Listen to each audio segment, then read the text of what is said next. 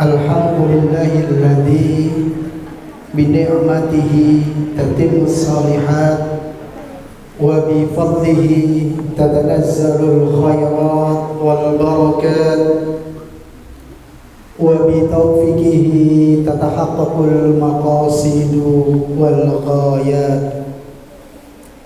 Ashhadu an la ilaha illallah wa ashhadu anna Muhammadan abduhu wa rasuluh la rasula wa la nabiyya ba'dah. Allahumma salli wa sallim wa barik ala nabiyyina Muhammadin wa ala alihi wa sahbihi ajmain, amma ba'd.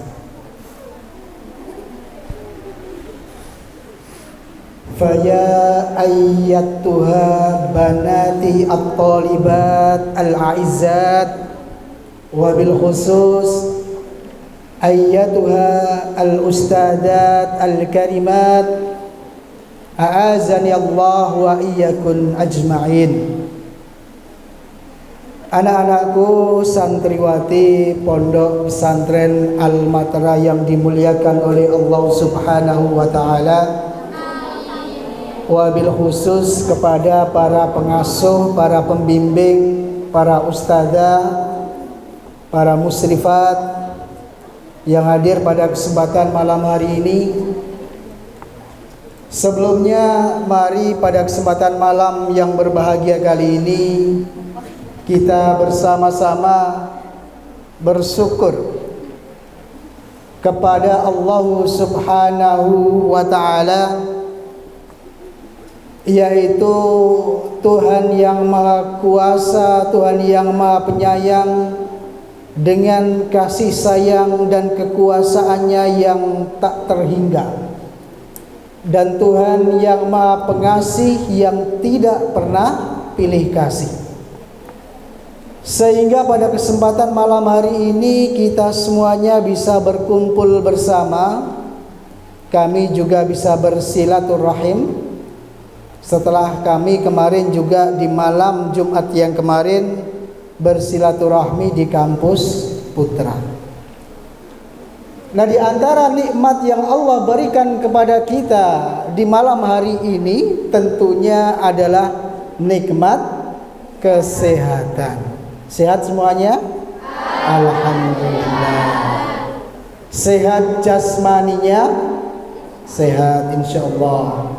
Kemudian juga sehat akalnya, alhamdulillah. Kira-kira sehat dompetnya enggak ini? Masya Allah.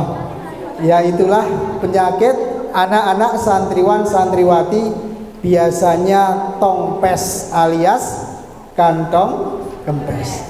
Tapi tidak masalah, insya Allah besok atau nanti mengabari ayah bunda, mengabari umi abi di rumah, insya Allah tidak cukup lama akan datang kirimannya. Alhamdulillah. Nah, maka ketika kita diberikan sakitnya yang sedikit-sedikit kita syukuri. Misalnya apa? Mas Du? Pusing. Gara-gara apa? Ya gara-gara tadi mungkin fulusnya intaha, ya kan? Duitnya tinggal sedikit, kemudian pusing. Kita diberikan nikmat pusing sedikit-sedikit tidak masalah, ya.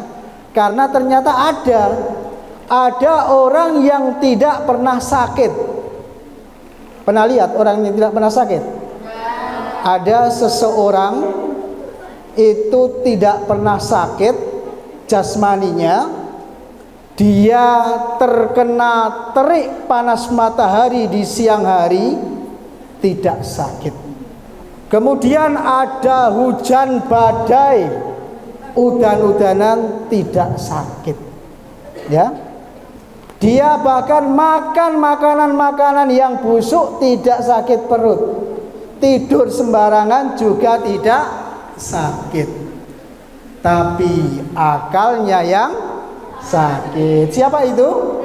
Orang gila. Nah, tapi ternyata ada seseorang yang bertanya kepada dokter, "Dokter, kenapa orang gila itu kok tidak pernah sakit?"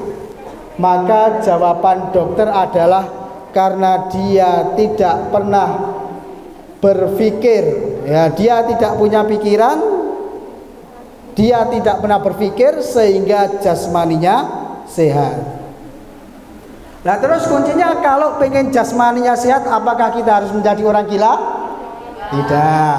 Tetapi pokoknya di situ adalah kita jangan sampai berpikir dengan hal-hal yang terlalu berat, membebankan segala sesuatu yang kecil menjadi besar. Nah, ini kuncinya agar kita senantiasa tetap sehat, ya. Jadi seseorang yang sakit ataupun kesehatan itu dipengaruhi beberapa hal. Yang pertama adalah pola makan, yang kedua adalah pola pikir, ya kan? Ada juga mungkin pola tidur. Satu lagi yang penting apa? Jangan kakean pola. Nah, itu kan. Apa tadi?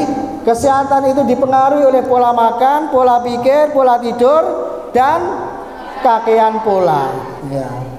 Oleh karena itu, anak-anakku yang dicintai oleh Allah Subhanahu wa ta'ala, ya, marilah kita syukuri kenikmatan sehat yang ada di depan kita, yang masih kita nikmati pada saat ini, terutama kesehatan akal, kesehatan jasmani, ya kan? Dan kuncinya adalah jangan terlalu berpikir yang berat. Maka dalam bahasa agama ada istilahnya, namanya adalah at-taghaful. Apa? At-taghaful. Apa itu? Ada yang tahu? At-taghaful adalah cuek. Ya, apa? Cuek. Nah, ini diantara perkataan para ulama, sebagiannya ada yang mengatakan seperti Imam Ahmad bin Hambal. Beliau mengatakan tis'atun a'syaril khuluqi fit taghaful. Ya. Jadi ada 9/10 akhlak yang baik ada pada sikap berpura-pura tidak tahu alias cuek. Kemudian juga Al-Imam Sufyan Ats-Tsauri, beliau mengatakan orang yang berakal itu separuhnya adalah sabar menanggung kesalahan orang lain, dan kemudian separuhnya adalah berpura-pura tidak tahu. Bahkan kemudian perkataan Al-Fudail bin Iyad, beliau mengatakan kemuliaan akhlak adalah berpura-pura tidak tahu terhadap kesalahan kecil saudaranya. Tapi yang perlu dicatat, yang namanya cuek di sini adalah bukan cuek berkaitan dengan persoalan yang besar, dengan tugas-tugas yang harus dikerjakan. Tetapi cueknya adalah dengan persoalan-persoalan yang kecil, ya kan? Misalnya kita dengan temannya ada sedikit masalah kecil, ya sudah, nggak usah dipikirkan, nggak usah dibikin beban. Kemudian tadi misalnya kita baru tidak punya fulusnya habis, sudah tidak usah terlalu difikirkan.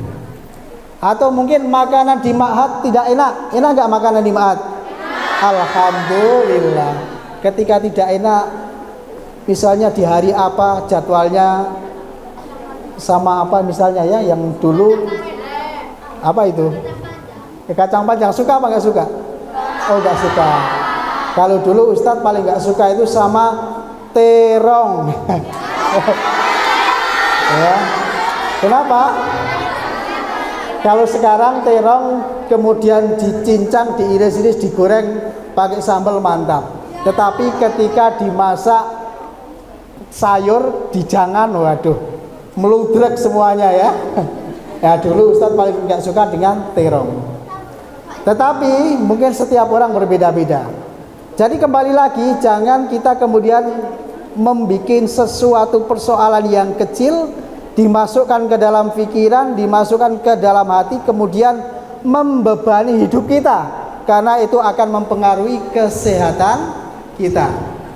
Jadi yang dimaksud dengan at-taghaful ataupun cuek ini adalah satu, gampang memberikan maaf kepada saudaranya atau temannya. Kemudian yang kedua, tidak mencari-cari kesalahan teman. Karena ada sebuah pepatah mahfudhot, mungkin semuanya sudah hafal.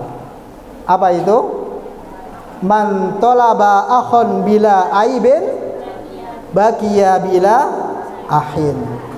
Barang siapa yang mencari kawan, mencari teman yang tidak punya aib sedikit pun, maka sampai kapanpun dia tidak akan mendapatkan teman, ya. Karena setiap diri kita itu pasti ada kekurangan dan kelebihannya masing-masing.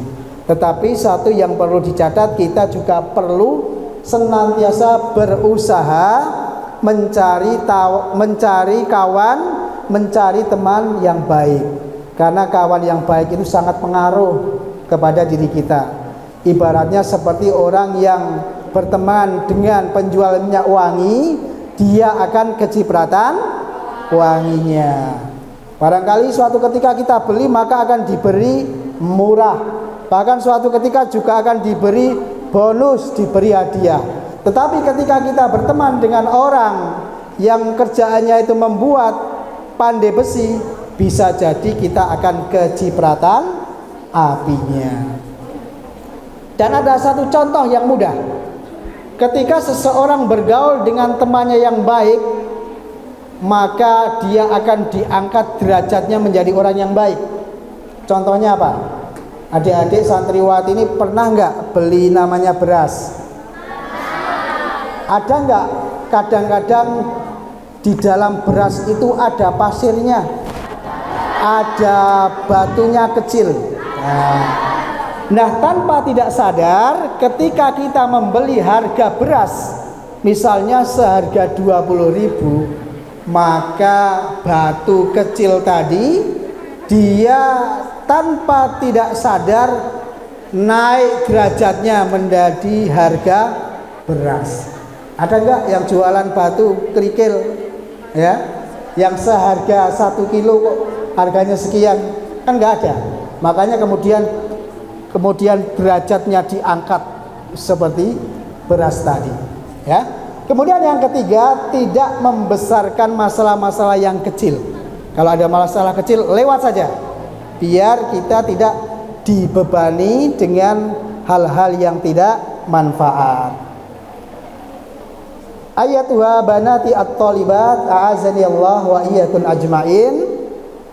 Nah, kemudian nikmat yang kedua adalah kita ini, adik-adik ini semuanya adalah sebagai penuntut ilmu, pencari ilmu.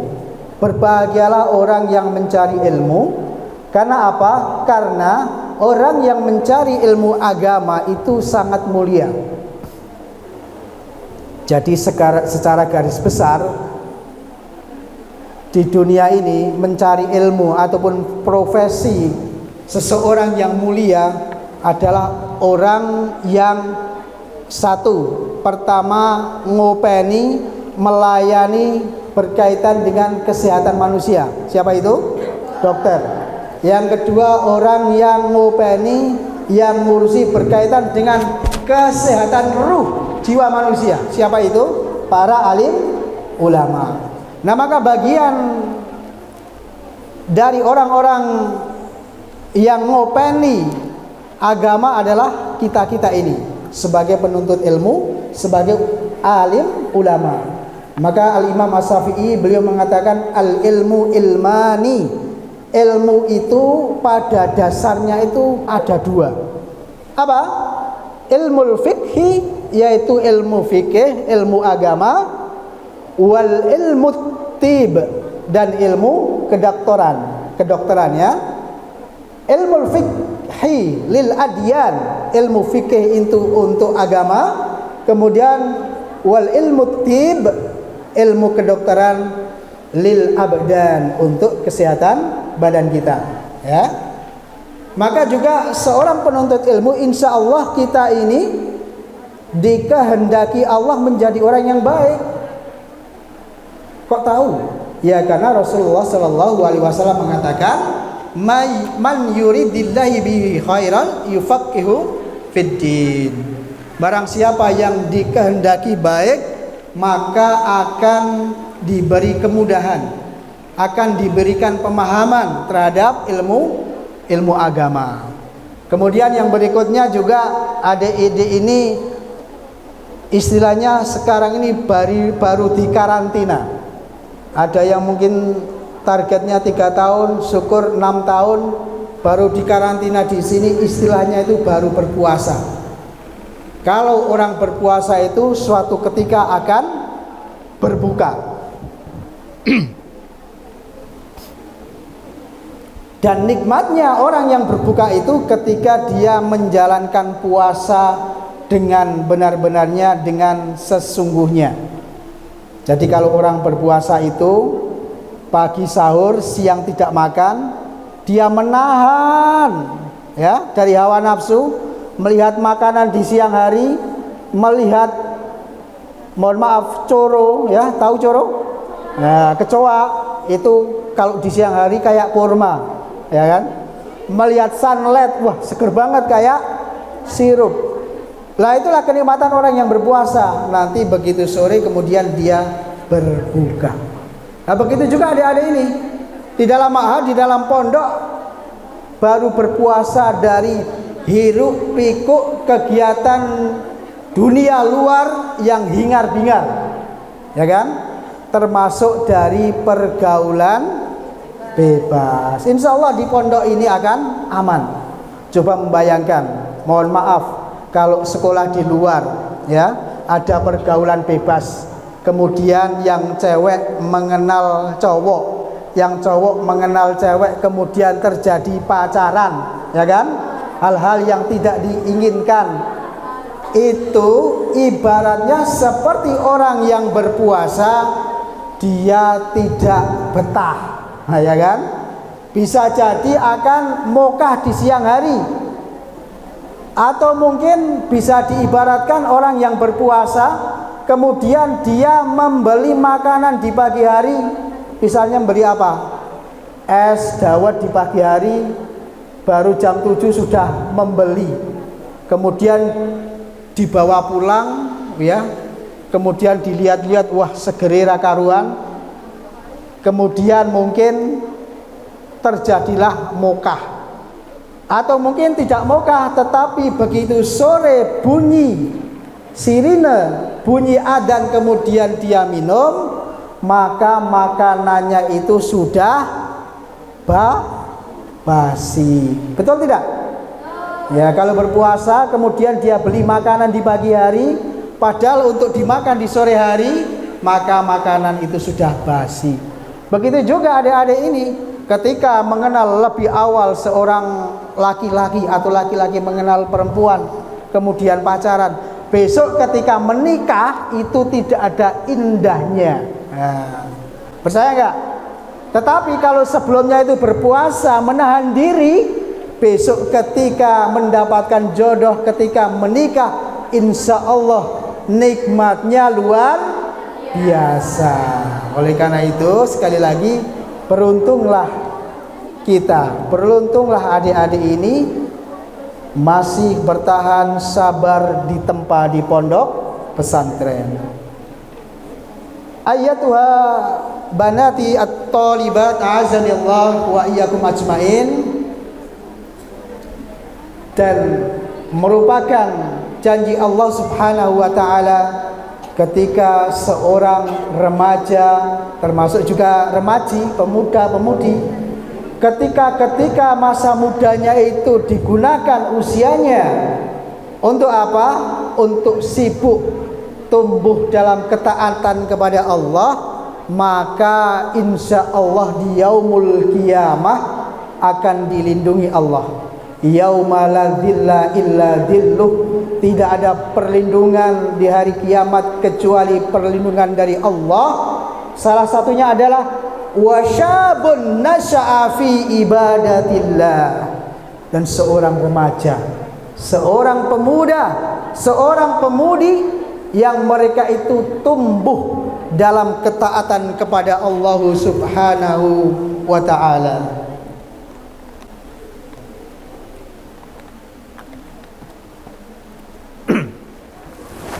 Ayyatuha banati at-talibat a'azani Allah wa iyyakum ajmain. Ya, tadi baru pembukaan. Sekarang masuk, perlu perkenalan enggak kira-kira? Ya, perlu ya. Perlu.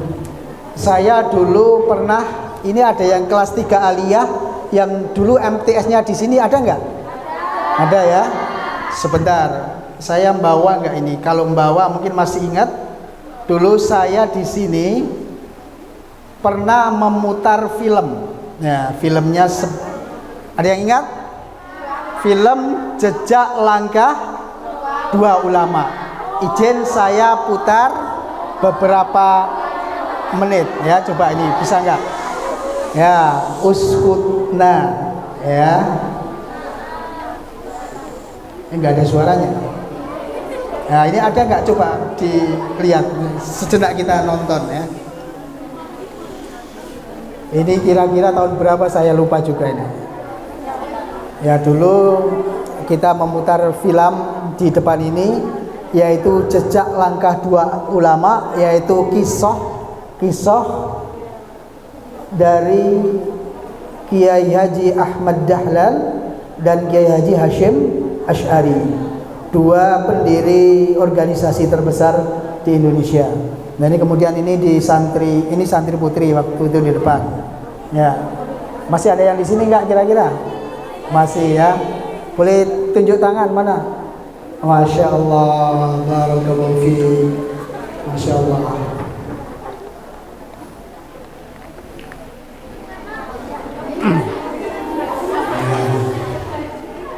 Ini enggak panjang, kita lihat sejenak ya. Saya enggak ada suaranya ini.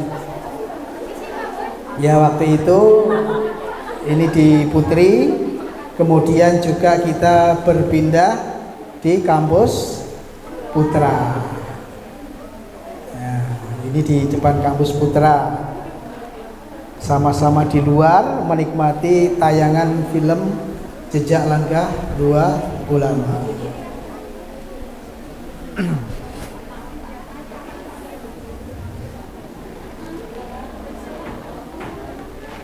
Ya, Ustaz Joko.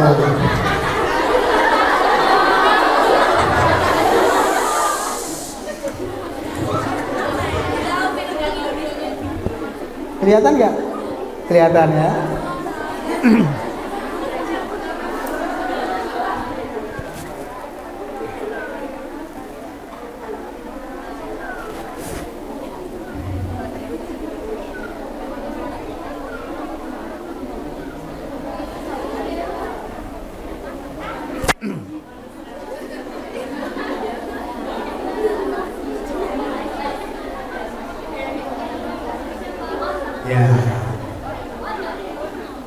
Ya cukup ya.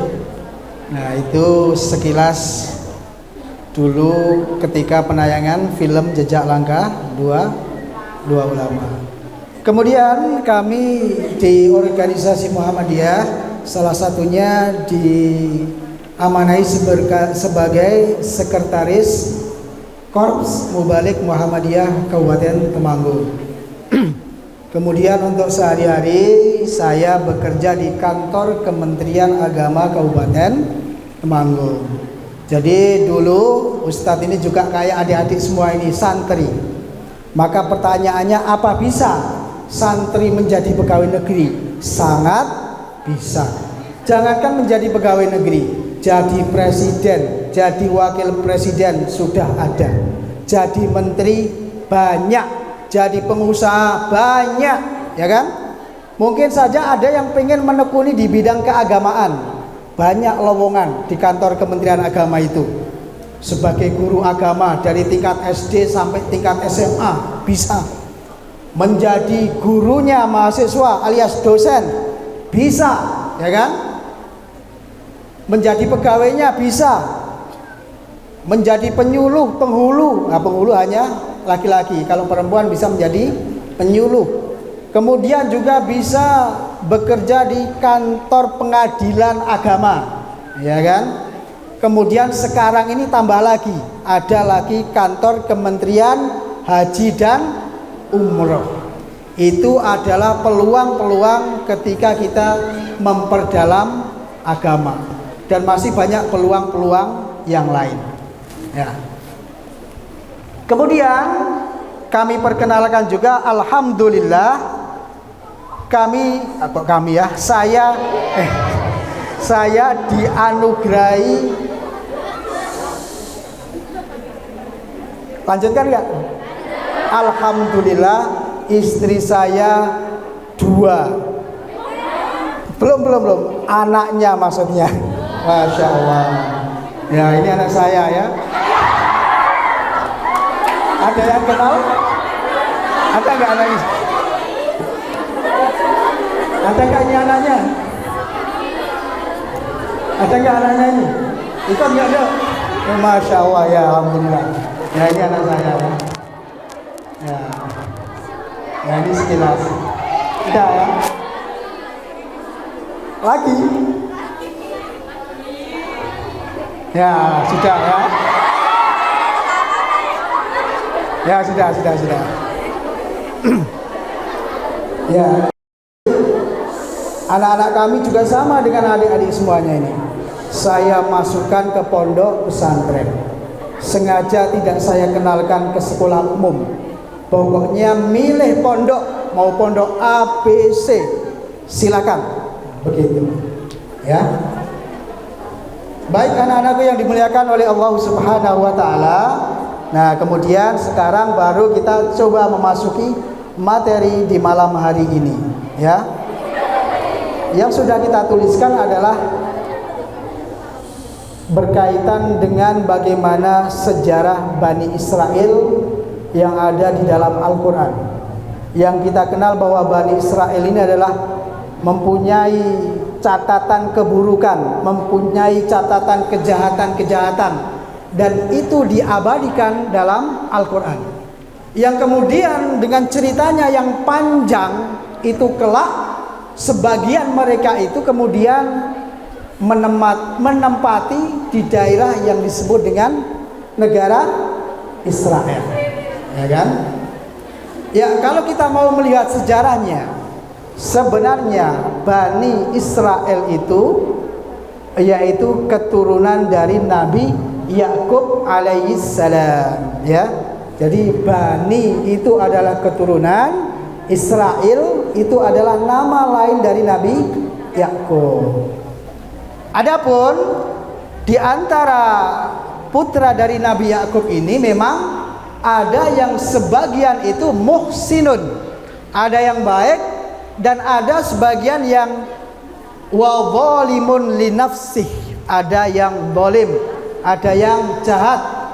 Siapa mereka?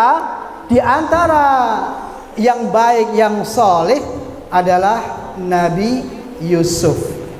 Sedangkan saudara-saudara yang lain, ya, ini diceritakan dalam sejarah sebanyak 12 orang ini, mereka adalah sebagian besar adalah jahat, ya, yang diketuai ataupun dikomandani oleh Yehuda dan Benyamin, yang kemudian kelak itu kemudian menjadi cikal bakal adanya agama Yahudi. Ya. Nah, ya, ini yang pertama. Ini silakan yang bawa catatan silakan bisa dicatat. Insya Allah nanti di akhir Ustadz akan berikan sa'uktikun hadiatan. Nah, hadiahnya apa? Nah, ini hadiahnya. Nanti siapa yang bisa menjawab soal, insya Allah ada hadiah. Yang pertama, ciri khas dari Bani Israel itu diabadikan dalam Al-Quran. Yang pertama itu mereka dengki terhadap saudaranya. Buktinya apa? Ketika masih kecil, Nabi Yusuf, ya kan, mereka berusaha untuk membunuhnya dengan dimasukkan ke dalam sumur, ya kan. Tapi kemudian Nabi Yusuf selamat, kemudian menjadi penguasa di Mesir.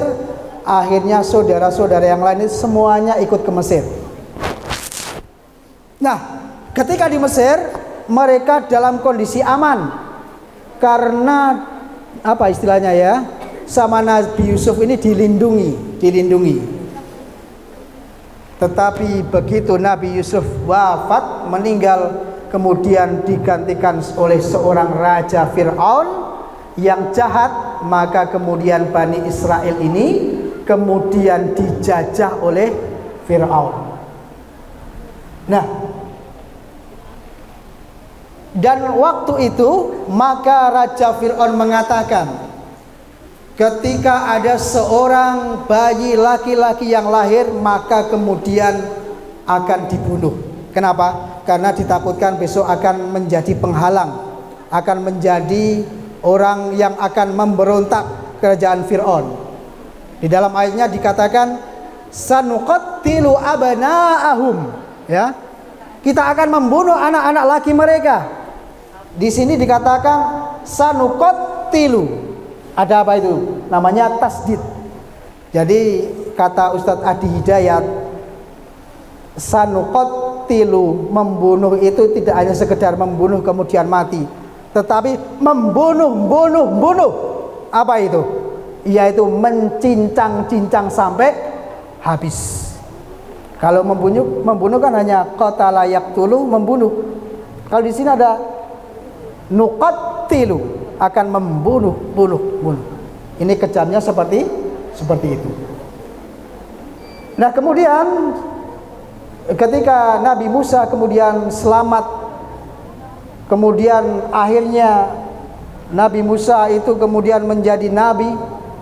Akhirnya suatu ketika Bani Israel ini diselamatkan oleh Nabi Musa, bisa menyeberangi lautan itu membelah menjadi dua. Kemudian setelah lewat musuh-musuh Raja Fir'aun dan bala tentaranya, begitu sampai tengah kemudian air itu kembali menyatu, akhirnya mereka hanyut, ya kan? Nah, ketika ditolong seperti itu, Bani Israel ini juga belum mau bersyukur, tidak mau menyembah kepada Allah, tetapi masih menyembah kepada lainnya, termasuk menyembah sapi emas, ya kan? Dan dikatakan sapi emas itu bisa mengeluarkan suara. Percaya nggak kira-kira? Ada baterainya mungkin ya kan? Tetapi diantaranya sejarah mengatakan patung sapi itu ada lubangnya. Jadi kalau terkena angin yang kencang akan berbunyi.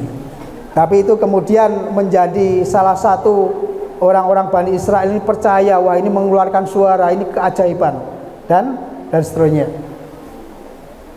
Yang ketiga, Bani Israel tidak mau menerima kebenaran tauhid dan mereka tetap syirik. Mereka menyembah sapi.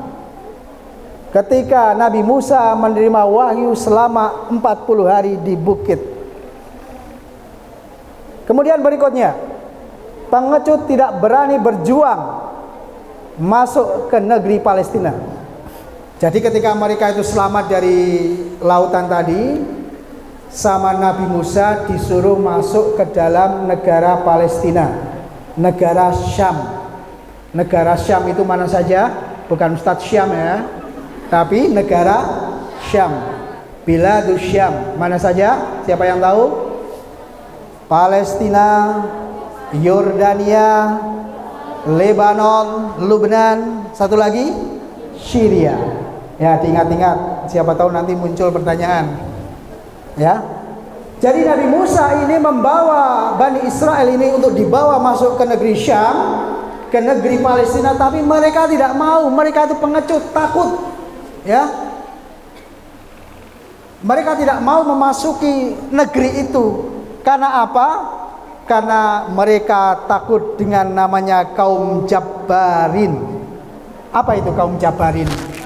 yaitu kaumnya orang-orang bisa dikatakan raksasa, ya.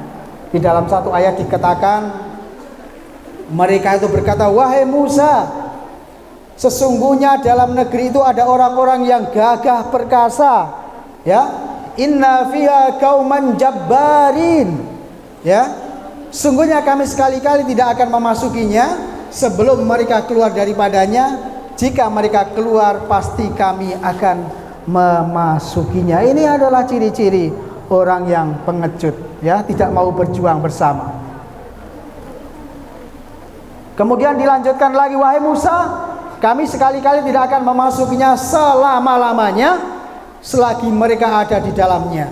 Oleh karena itu wahai Musa, pergilah kamu bersama Tuhanmu, ya.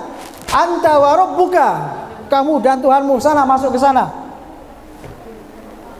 Inna hahuna qaidun, ya.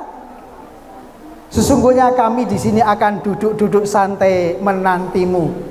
Ini adalah orang-orang yang apa? Orang-orang yang tidak mau berjuang, ya.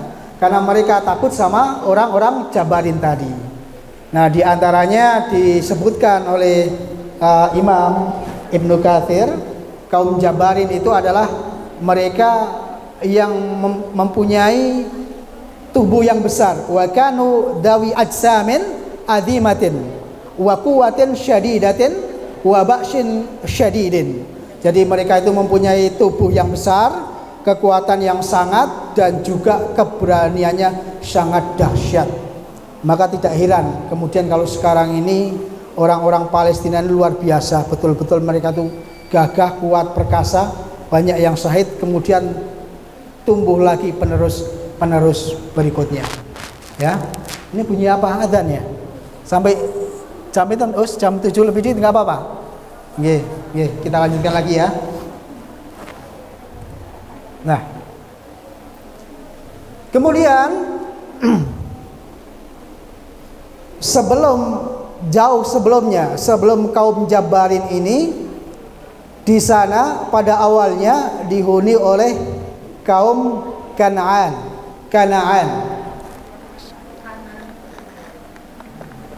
Salah tulis ini ya. Bacanya apa? Kanaan. Mungkin ada yang berpikir, loh katanya Kanaan itu putranya siapa? Sabindo. Kok punya keturunan padahal Kanaan kan tenggelam. Ya.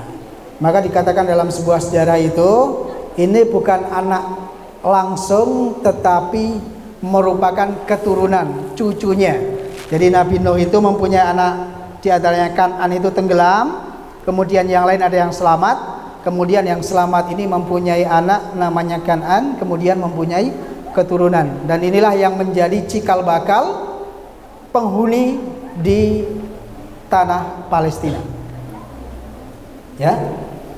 Nah, kita flashback sejenak berkaitan dengan Kan'an. Ini adalah Kan'an yang tenggelam, yang durhaka kepada orang tuanya. Ini diabadikan dalam surah Hud ayat 42. Sudah pada hafal ayat ini mungkin? Sudah? Bisa membaca bersama-sama?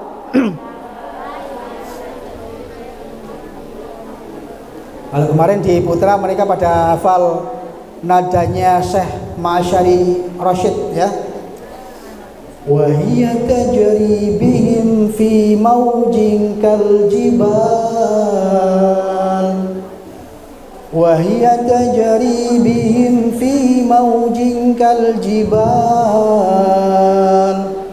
wa nada nuhun ibnahu wa kana fi ma'zili ya bunayya rkam ma'ana, ya bunayya rkam ma'ana wa la takum ma'al kafirin.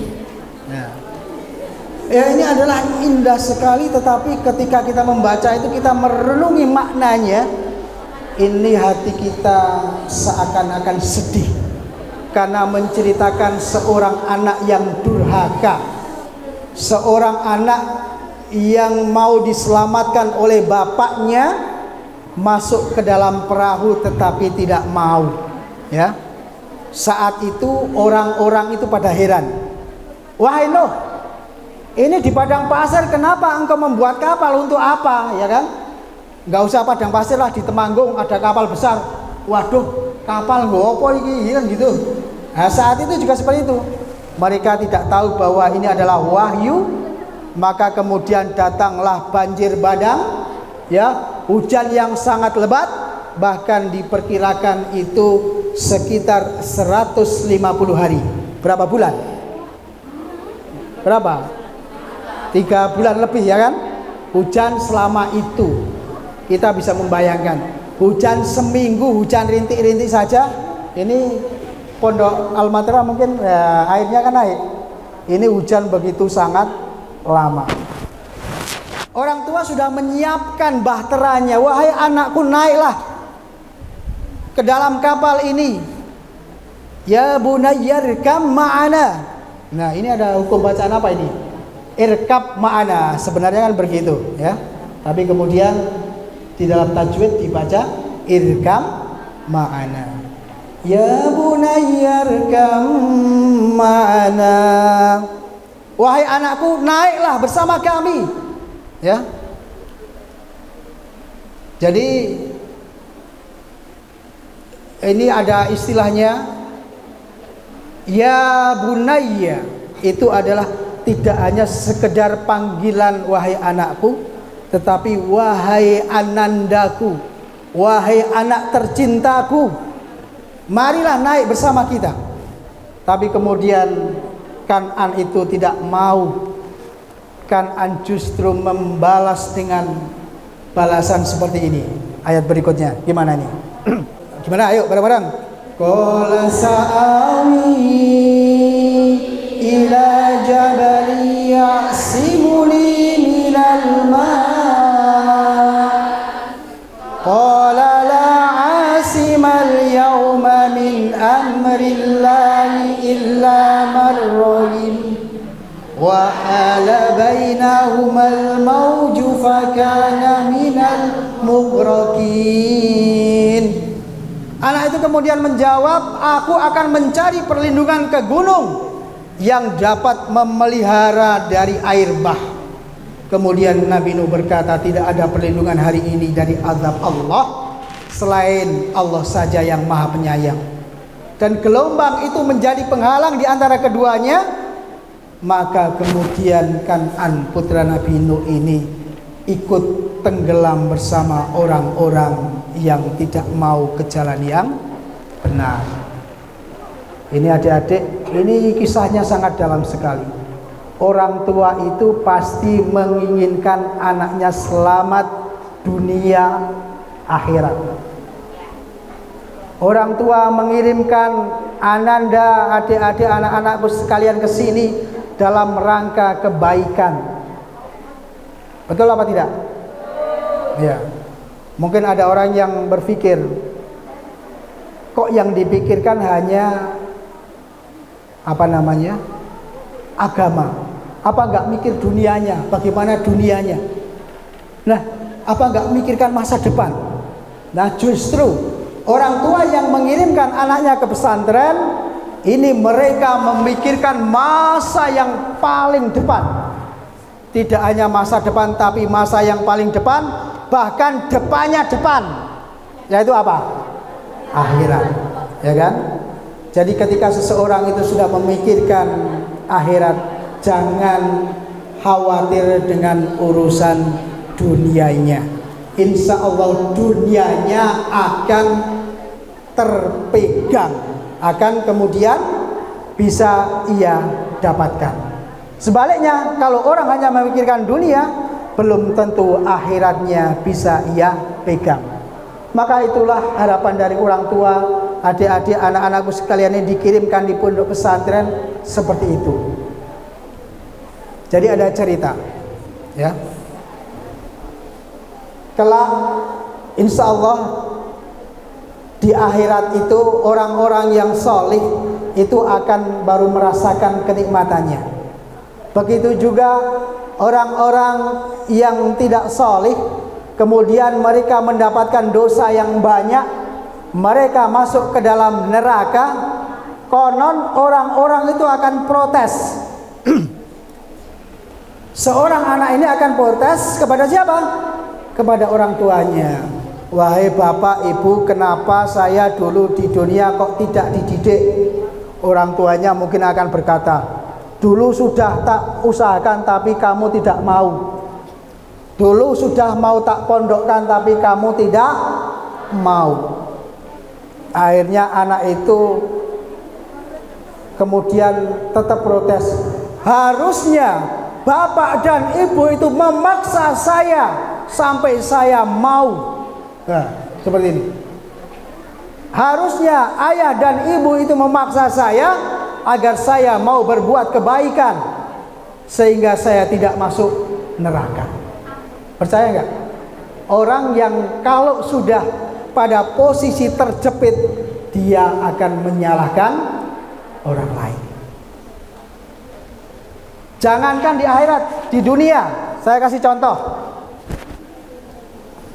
Ada seorang anak pelajar. Dia itu seorang sopir, tetapi dia belum mempunyai SIM. Kemudian ketika teman-temannya di sekolahan itu mau piknik jalan-jalan, dia minta kepada gurunya untuk menjadi sopir. Tapi gurunya tidak boleh. Kamu belum punya SIM, kamu masih pelajar, dilarang nyopir. Yang nyopir biarlah orang lain yang sudah ahlinya. Sudah diberikan nasihat yang banyak. Akan tetapi kemudian akhirnya anak itu ngeyel. Nggak apa-apa, saya harus tetap bisa nyopir. Akhirnya apa? Akhirnya anak itu nyopir, kemudian teman-temannya yang ada di dalam mobil itu qadarullah kemudian kecelakaan. Kemudian ada beberapa yang wafat, meninggal.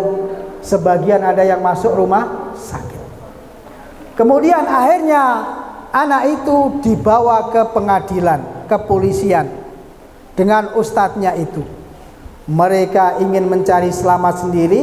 Sang anak ini protes kepada gurunya, wahai guru, kenapa engkau mengizinkan? Padahal dulunya guru sudah tidak mengizinkan. Loh, aku kan nggak mengizinkan. Loh, kenapa kamu mengizinkan? Seharusnya kamu, ya kan gitu. Seharusnya Pak Guru itu tidak memberikan izin kepada saya. Bagaimana caranya biar saya tidak menjadi sopir? Kenapa kok bisa lolos? Nah, ini adalah kisah dunia yang nyata dan real. Ini baru kisah dunia.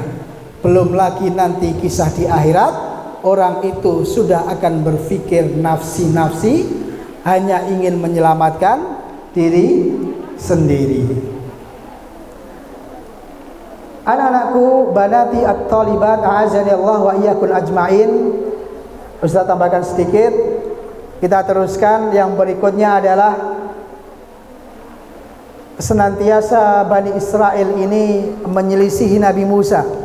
Senantiasa mereka itu ngeyel. Sehingga apa? Sehingga mereka diberikan siksaan. Mereka itu tersesat di padang pasir selama 40 tahun. Kita bisa membayangkan tersesat kok 40 tahun. Seperti apa rasanya? Ya.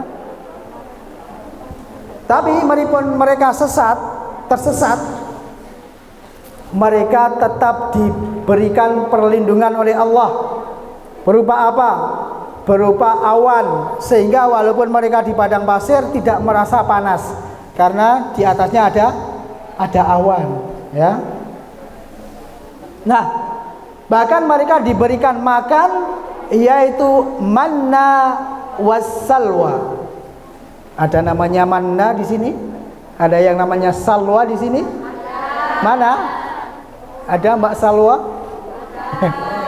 Ya, apa artinya? Manna wassalwa. Mana itu bisa diartikan lebih mudahnya adalah madu. Jadi sesuatu yang muncul di pagi hari seperti embun air tetapi mengenyangkan. Ya, sebagian ulama mengatakan ini adalah madu. Kemudian salwa itu adalah sejenis burung yang tidak mempunyai ekor, yang lezat dimakan. Maka sebagian ulama itu digambarkan sebagai apa? Burung puyuh. Nah, seperti ini. Ini namanya salwa. Ya. Nah, dan apa istimewanya lagi? Burung puyuh ini tidak ditangkap dengan susah payah, kemudian dijaring, kemudian ditembak atau dipelintang gitu kan, tetapi ini berbondong-bondong datang, ya, seakan-akan menyerahkan diri untuk kemudian dimasak, disate, digoreng, di sate ya, belum ada apa namanya penggorengan barangkali. Nah, ini dagingnya sangat lezat, ya. Siapa yang sudah pernah makan salwa, yang pernah makan burung puyuh, rasanya lezat luar biasa. Apalagi kalau burungnya ini burung puyuh asli, burung puyuh hutan yang tidak diberi makan apa namanya BR itu ya. Ini rasanya lezat sekali. Nah, tetapi sudah diberikan makan yang enak seperti itu, Bani Israel tetap ngeyel. Mereka ingin makanan-makanan yang lainnya, ya.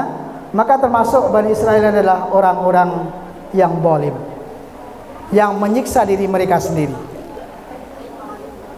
Bahkan kemudian diberikan oleh Allah Subhanahu wa taala di sana ada 12 mata air, padahal di padang pasir, tetapi diberikan mata air sebanyak 12 cabang, 12 apa namanya sumber, ya. Nah, maka ini dikenal dengan Uyunu Musa. Ini ada di daerah Mesir. Sebagian lagi mengatakan Ain Musa. Ini adalah di daerah Yordania. Sekarang banyak orang-orang Muslim yang kemudian berkunjung ke sana, ya. Kemudian satu kisah lagi barangkali. Mereka Bani Israel ini adalah orang-orang yang banyak bertanya, mempersulit diri sendiri. Jadi ceritanya begini. Ketika di antara mereka ada yang terbunuh, maka kemudian mereka menguji Nabi Musa. Wahai Musa, kalau engkau betul-betul seorang rasul, orang-orang yang engkau termasuk orang yang pintar, coba siapa yang membunuh saudara kita ini kalau kau tahu. Maka kemudian Nabi Musa mengatakan, coba cari sapi. Mereka sempat menghina. Loh, kok malah suruh nyari sapi, gimana Musa? Sudah, carilah sapi. Seandainya orang itu tidak ngeyel, mungkin dia tinggal cari sapi kemudian diberikan. Tetapi orang-orang ini masih ngeyel. Sapinya itu seperti apa Nabi Musa? Wahai Musa, begitu kan? Nabi Musa mengatakan sapinya itu tidak tua, tidak muda, jadi pertengahan. Kemudian mereka juga ngeyel, warnanya apa Musa? Warnanya kuning tua yang menyenangkan orang-orang yang memandang. Kemudian sapinya itu belum pernah dipakai untuk membajak tanah dan tidak pula juga untuk mengairi tanaman. Sapinya sehat tanpa belang. Akhirnya kemudian didapatkanlah sapi. Kemudian sapi itu disembelih. Kemudian salah satu bagian tubuhnya itu diambil oleh Nabi Musa. Kemudian dipukulkan kepada orang yang mati itu. Kemudian orang mati itu bangkit hidup lagi. Sejenak hanya mengatakan yang membunuh saya si A. Kemudian meninggal lagi. Nah, ini diantara mukjizat Nabi Musa. Tetapi meskipun demikian, orang-orang Bani Israel ini juga mereka tetap saja mereka selalu ngeyel dan belum mau beriman. Maka adik-adik, ketika di pesantren ini diberikan tugas oleh ustadz dan ustadzah, ya, berusahalah untuk taat, jangan banyak ngeyel, jangan banyak bertanya. Misalnya disuruh, anti sini, tolong panggilkan satu anak, ya sudah panggilkan saja. Nanti kalau kalian itu mempersulit diri, nanti kalian pasti akan bertanya, ustadzah, santrinya aliyah atau MTS? Nah, nanti ustadzah akan berpikir MTS, nanti mikir lagi, ini yang rumahnya Jawa Tengah atau Jawa Barat, ya kan? Ini Jawa Tengah. Jawa Tengahnya mana? Karisidenan Kedu. Karisidenan Kedu mana? Temanggung. Temanggungnya mana? Tembara. Wah, nanti akan semakin susah. Ya. Maka dari itu ketika kita diberikan tugas, kita melaksanakan, tidak banyak bertanya, itu adalah yang terbaik. Kemudian yang kedelapan adalah kekejaman Yahudi membunuh para nabi. Bahkan diceritakan suatu hari itu pernah mereka membunuh nabi sejumlah 70 nabi. Bahkan pagi membunuh nabi, sore harinya mereka jalan-jalan ke pasar. Mereka tidak merasa berdosa. Itulah kekejaman Bani Israel. Ya. Banati at-thalibat a'azanillahu wa iyyakum ajmain. Begitulah Bani Israel sampai kemudian pada masa Nabi Isa, pada masa Nabi Muhammad juga berusaha untuk membunuh Nabi. Tetapi kemudian Nabi diselamatkan oleh Allah Subhanahu wa ta'ala. Terakhir, faedah barangkali yang bisa kita ambil dari kesempatan malam hari ini, nasihat untuk santriwati, untuk anak-anakku sekalian, jadilah orang yang baik, jangan seperti Bani Israel, belajar ilmu syar'i sebagai inventaris untuk masa yang paling depan, masa terdepan, yaitu masa akhirat. Berpikirlah jangan hanya kekini-kinian, tapi berpikir jauh ke depan. Ya, seperti apa? Seperti orang yang menanam kelapa, orang yang menanam durian, nanti berbuahnya itu paling gasik itu apa? Paling cepat mungkin 5 tahun, 8 tahun. Tetapi ketika dia menanam sekarang, tidak mesti besok yang panen itu dia, mungkin orang-orang yang ada di belakangnya. Ya, jadi orang-orang dahulu itu sudah menanamkan untuk kita tanaman-tanaman, kemudian yang merasakan adalah kita saat ini. Ya, maka di dalam kitab Muthala'ah itu ketika ada seorang raja terheran-heran kepada seorang yang tua renta, yang usia sudah tua tetapi masih menanam, seakan-akan bertanya dalam hati, jenengan itu sudah sepuh kok semangane nandur, sesuk nek ora menangi pripun, ya. Kemudian orang itu mengatakan, qad gharasa man qablana fa'akalna. Dahulu orang-orang sebelum kita itu menanam, kemudian sekarang kita bisa menuainya. Fanagrisu nahnu al-yauma liya'kula man ba'dana. Kemudian sekarang kita itu menanam agar orang-orang setelah kita, mereka bisa menikmatinya, mereka bisa istilahnya memakannya, mereka bisa memanennya. Jadi berpikirnya adalah jauh ke depan. Terakhir, ingat, kalau orang dahulu berjihad fisik melawan kezaliman, mereka itu ada dua pilihan, iskariman au mujjahidan. Mereka itu hidup mulia, atau ketika mereka mati syahid. Musuhnya jelas, senjatanya jelas. Kalau menang jelas mereka mulia, merdeka. Kalau mati juga mereka akan mati syahid. Tetapi sekarang beda. Kita berjuang, berjihad melawan hawa nafsu. Musuhnya tidak kelihatan, senjatanya tidak kelihatan. Ya, kalau menang mulia, tetapi kalau kalah tidak mati. Percaya nggak? Ya, kalau dahulu mereka menang mulia, mereka mati syahid.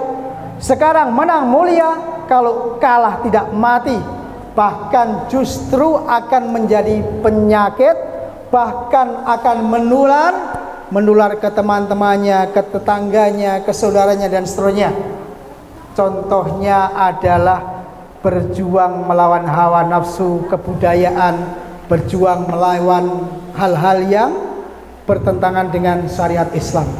Ya, kalau kita tidak menang melawan itu, maka kita bahkan tidak mati, tetapi itu akan menggerogoti diri kita, kita akan terserang penyakit, kemudian itu bisa menular ke teman-teman mereka, kemudian akan tertular, mereka akan terhinggapi penyakit-penyakit itu.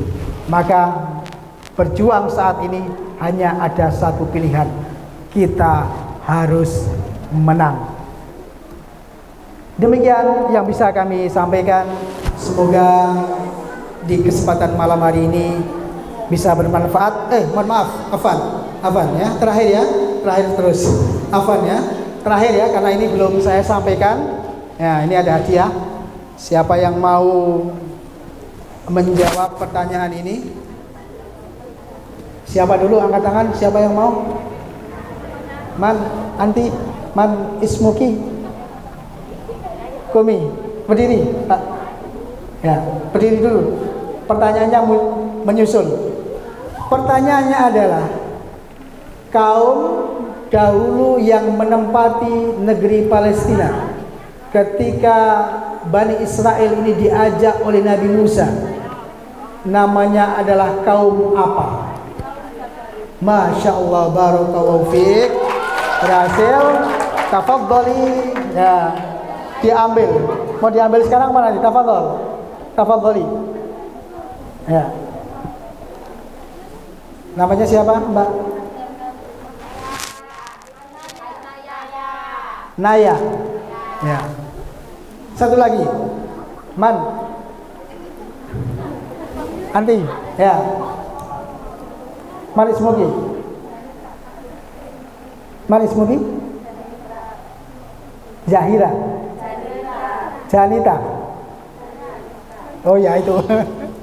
Ya, pertanyaannya adalah, coba sebutkan yang termasuk negara Syam itu sekarang negara mana saja?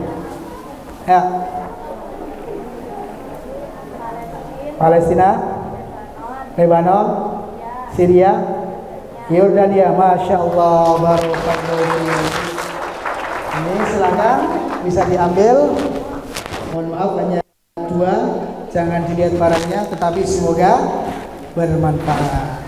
Amin ya rabbal alamin. Demikian barangkali yang bisa kami sampaikan pada kesempatan malam hari ini. Ya, monggo Mbak diambil. Ya, tafadhali. Diambil sekarang, nanti hilang. Ya. Dari mana? Ya, dari mana rumahnya? Sumowono, Masya Allah, Semarang ya. Iya, barakallahu fiik. Ada lagi satu lagi, mana tadi? Mana tadi? Enggak lewat sini. Ya. Demikian anak-anakku santriwati Ponpes Al-Matra yang dimuliakan oleh Allah Subhanahu wa taala, yang bisa kami sampaikan semoga bermanfaat pada kesempatan malam hari ini. Sampai ketemu di kesempatan yang akan datang. Semoga tidak tidak bosan, semoga tidak kapok. Semoga Allah pertemukan kita pada kesempatan yang akan datang. Demikian yang bisa kami sampaikan, kami tutup. Mari kita tutup dengan membaca tahmid. Alhamdulillahirabbil alamin. Subhanakallahumma wa bihamdika asyhadu an la ilaha illa anta astaghfiruka wa atubu ilaik. Wa akhiru da'wana alhamdulillahi rabbil alamin. Wassalamu alaikum warahmatullahi wabarakatuh.